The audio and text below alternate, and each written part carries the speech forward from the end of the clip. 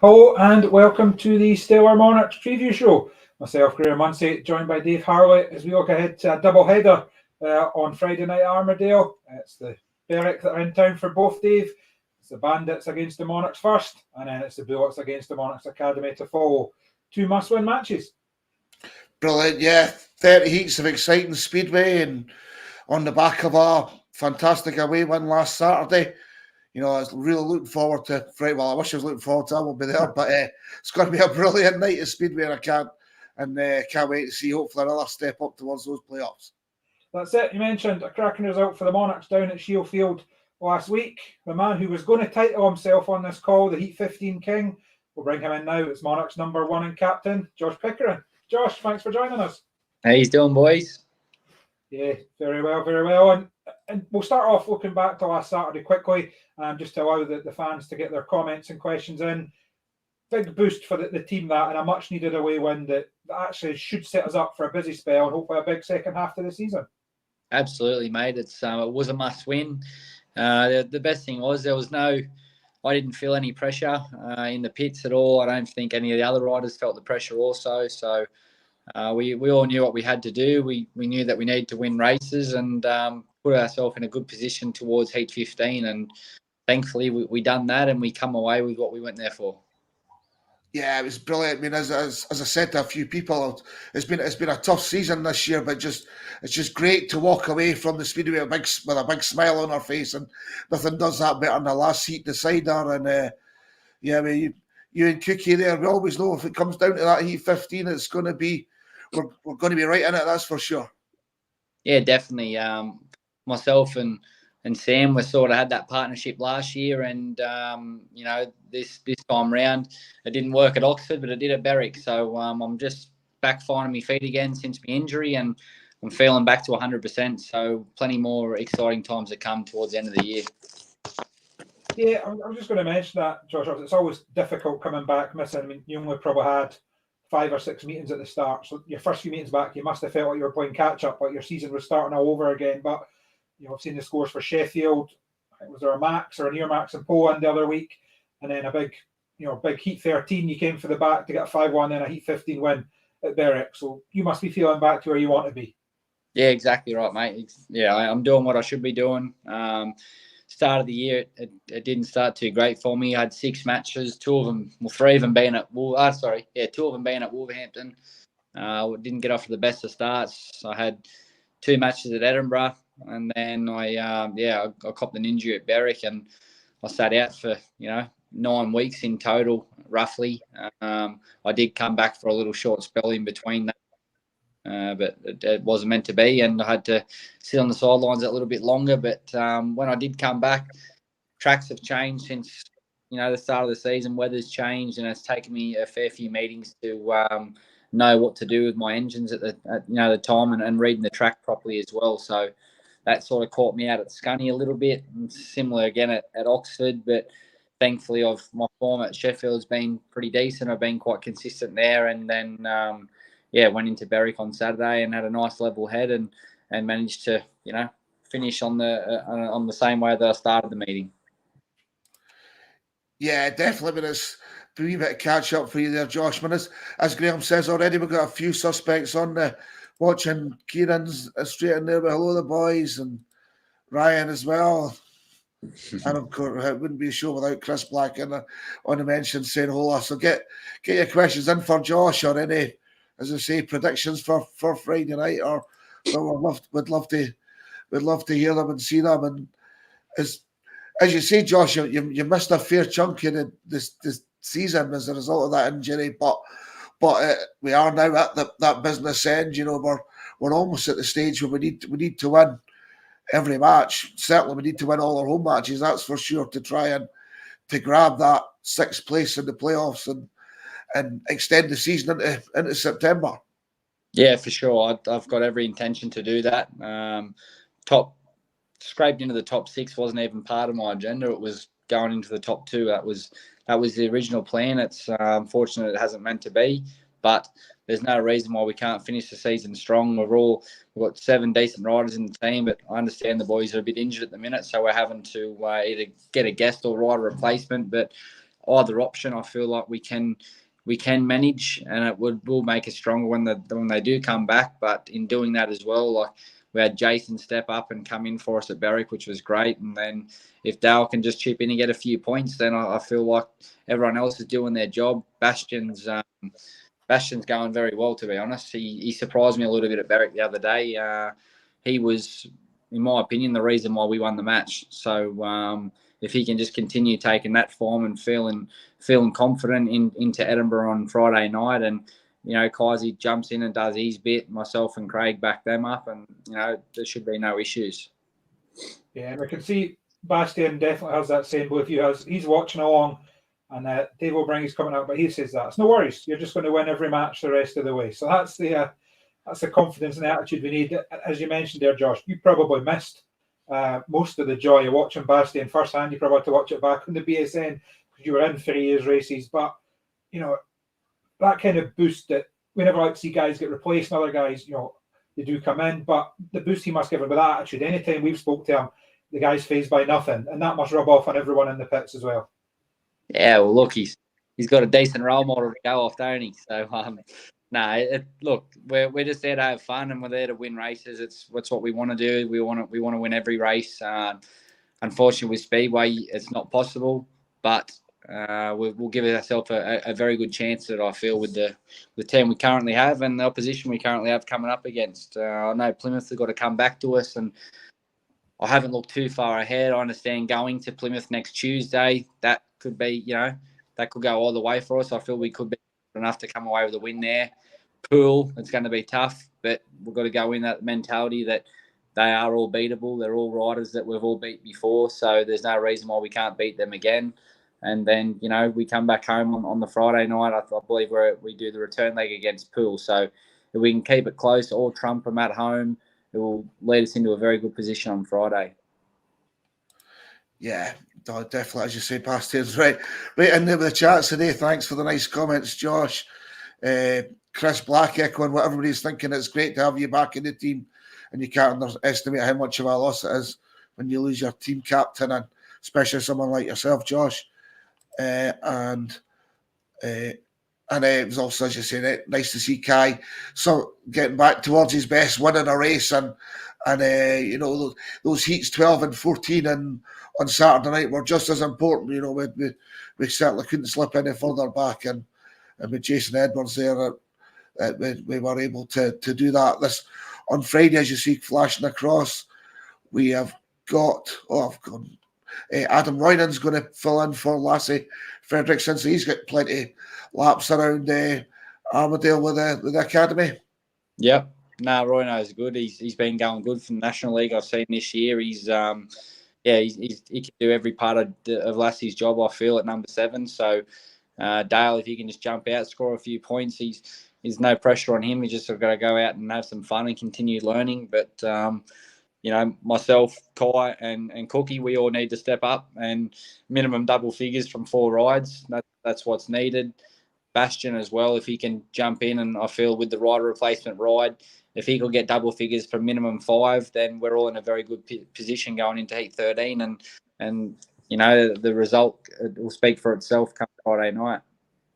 Yeah, and you mentioned that there, Josh, and that's got to be the attitude, hasn't it? Is don't actually worry about the opposition. Yes, Berwick won't be easy. We saw that earlier in the season. They came to Armadale on 1. Rory Schline's back, and it's James Pearson that comes in at the bottom end for Jacob Hook. But from a Monarchs point of view, it's all about doing our own jobs. If the Monarchs guys, they want the 6 or they want the 7 minus rider replacement, if they'll do what they're meant to do, it doesn't matter if it's Poole, Berwick, whoever it is, then the one will come at the end of the night. There's not one rider in this league that I haven't beat, and to be honest, as Cookie will be the same, and Kai wouldn't be far off. So, I go into every race knowing that I can win it, and if my bike's doing exactly what I want it to do, and I don't, make any mistakes, which it can happen, but majority of the time now, like I can sort of string 4 laps together, no problem. So realistically, the only time I'm sort of losing races is when I'm struggling with bike setup. Not Edinburgh related, but Sheffield on Thursday night, I started off a bit rocky, and my bike wasn't doing what I wanted it to do, and then we made a change, and then I went win. So I ended on a good note there, and then at Berwick from heat 1. I started the meeting and it didn't feel nice, even though I won the race. My bike felt very slow. I tried to make a change. The following heat with Jai, heat 5 or 6, whatever I was in, and I was spinning quite a lot. And then I sort of tried to correct that for the following heat 11, which then that was the race when I got a paid second behind Bastion. Again, my bike was still not 100% right. I went into heat 13. I made another change, tried that. That was no good. So then I realised that, okay, we're going to go the complete opposite way for heat 15, which I changed jet, ignition and sprocket all for heat 15. The moment I come off gate 2 before the rerun, the moment, you know, you can just feel it in your clutch sometimes when the bike reacts exactly what you want it to do. You know, it can be okay. And when the red lights come on and I seen that Cookie was excluded, I knew in my head straight away that I was going to make the start of the following race, and I knew I was going to win it. So we just had to make sure that Craig could pack up that minor place and only had to pass one rider. It was unfortunate that Leon did get the puncher, but that just saved both clubs a bit of money going into the super heat. Of course, it would have been the same result anyway. Yeah, I love it, Josh. Yeah, they will have it, as Graham said, Rory Schlein back at number 1 there to give you a bit more competition. But I still would back you and Craig. That's for sure. As we said before already, it's a double header on Friday night. The Academy are against the Berwick Bullets as well, but it's still the same for both. Get your tickets from edinburghmonarchs.co.uk/tickets. I would check the website and your email for details of how to buy your tickets and how much the cost will be for you when you're a gold member or walk up.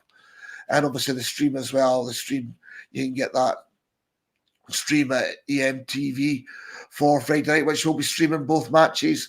And there are, if you only want to watch the Monarchs match, there will be options available for you to do that. But we're hopeful we'll all be there. Looking forward to, as Kieran says, a double win for Edinburgh. That's what he said. Yeah, very possible. It should happen. Definitely. And we do have a question from Andrew Steele, which is probably looking ahead more to next week, which is new averages. You'll be switching back to number 5. Does that make you hungry to get that number 1 spot back again? Yeah, for sure. I didn't know that was the case. So is that from this Friday, is it? No, from when? From next Tuesday. So your number 1 Friday. I'll be at 5, or will I be at number 1 at Plymouth? At Plymouth, you'll be number 1 and Poole. And you'll be number 5 at Plymouth and Poole. That's okay. The 1st of August, yeah.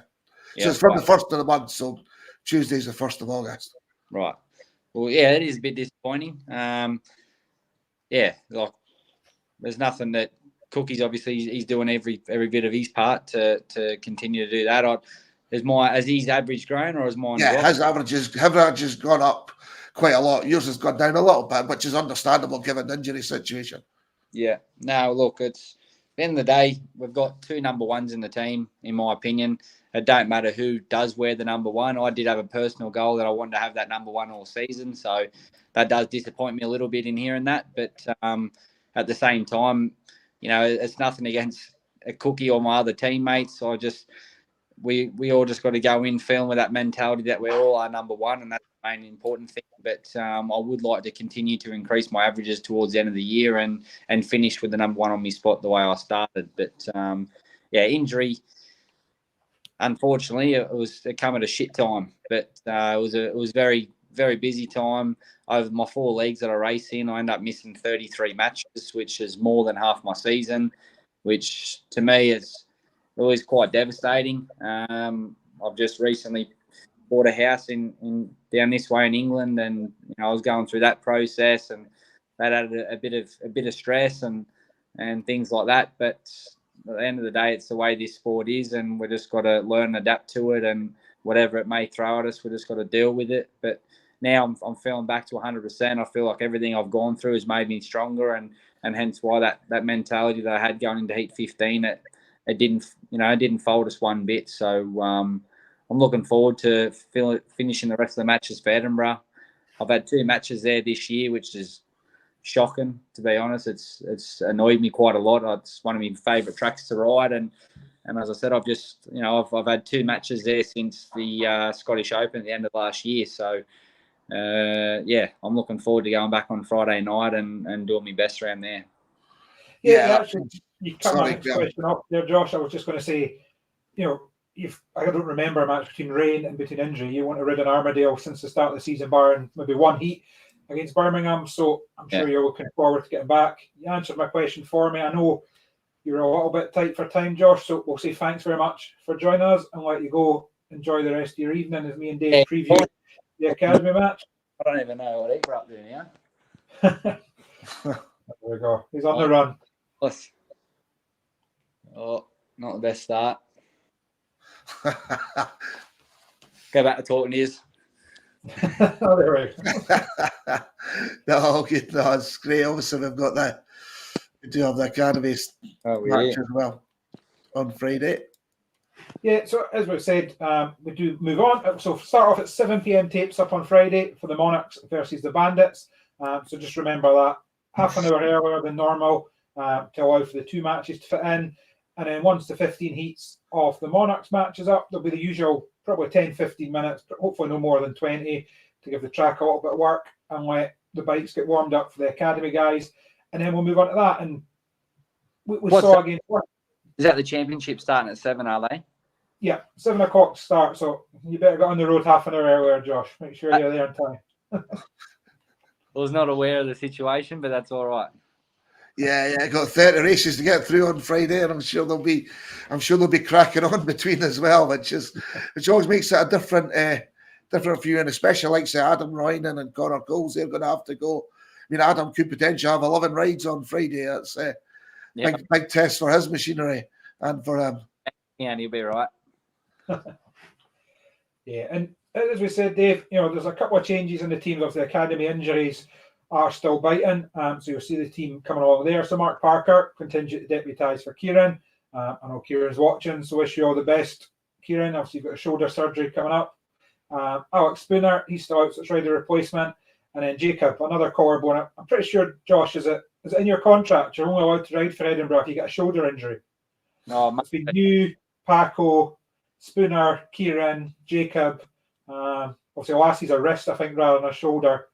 Is that in your contract? Must be. I tell you what, but if I'm there again next year, I'll be getting it out of it. No, definitely has. Sorry, son. Sunfield's laughing. Sorry, John.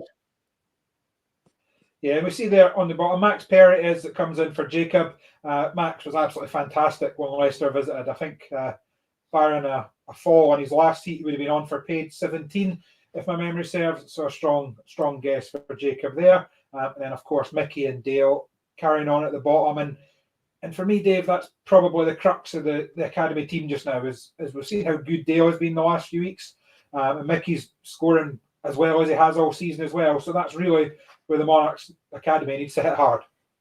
Yeah, definitely is. As you say, it's good to see Mickey picking up and being solid, because he picks up a couple of extra races with the rider replacement between him and Dale. So it's be a lot for Max Perry to hopefully fill on. But as you said already, he's been very impressive for the Leicester Lion Cubs. So there's no reason to think he'll be any different. If we look at the Berwick team there.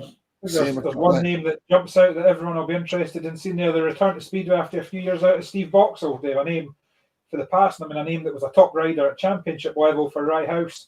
I think he twice won the National League Riders Championship or equivalent at the time. So he's going to be one to watch on Friday night. Yeah, I've not really been checking if he's had much of an opportunity to race yet, or if Friday could be one of his first, but it'll certainly be his first trip back to Armadale. I think it's his debut back at this level, Dave, but has been doing the NORA meetings. I think he scored a 17 at Isle of Wight last week or the week before. Right, okay. Well, they'll be riding Isle of Wight will be a different to Armadale, but yeah, it'll be interesting to see how he gets on, and and it's another crucial one for the Academy. We know it's with only 2 teams in the playoffs, and it's going to be a big challenge with only 4 meetings left. But if they go and win all 4 meetings, take all 4 bonus points, you never know. And they won down at Berwick, so there's certainly no reason why we can't go on to win on Friday night in the second meeting. Yeah, and I think that the big key and the big confidence must come for that Workington match a couple of weeks ago. Yes, some would argue Workington were slightly under strength, but that doesn't matter to the academy. They've still got to go out and do their job, and they were dominant. You know, I think was it 14 heat wins and 59-31 was that the final score off the top of my head. So that same kind of performance. I know I spoke to Scott Wilson, the team boss, after, and he was delighted. He says, right, that's what we've been aiming for. That's what we've been expecting, and that's something we've been looking to hit all season, and everything clicked. So they've just got to carry that on.